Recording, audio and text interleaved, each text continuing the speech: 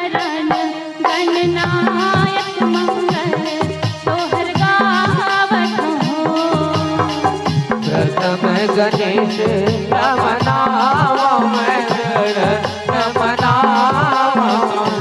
ललना विघ्न हरण गणराज सोहर सोहर गावहु। ललना विघ्न हरण गणराज मंगल सोहर गावहु। कोन घड़ी राम जन्म ने कोन घड़ी लक्ष्मण हो।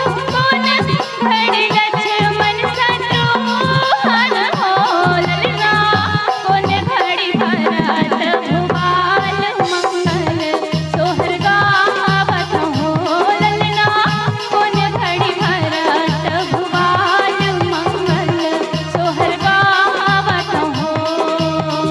शुभ घड़ी राम जन्म ले शुभ घड़ी लक्ष्मण शुभ घड़ी लक्ष्मण शत्रुघ्न हो।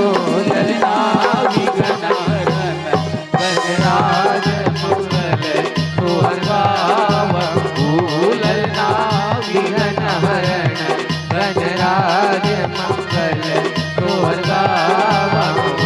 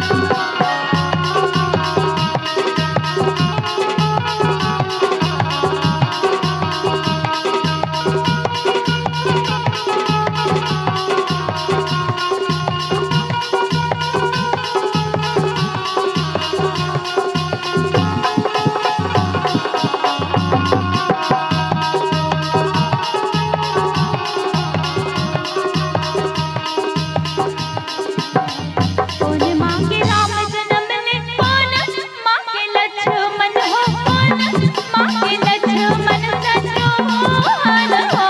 ललना कोन मांगे भरत भुपाल मंगल सोहर गावत हो। ललना कोन मांगे भरत भुपाल मंगल सोहर गावत हो। कौशल्या के राम जन्म ले सुमित्रा के लक्ष्मण लक्ष्मण शत्रुघ्न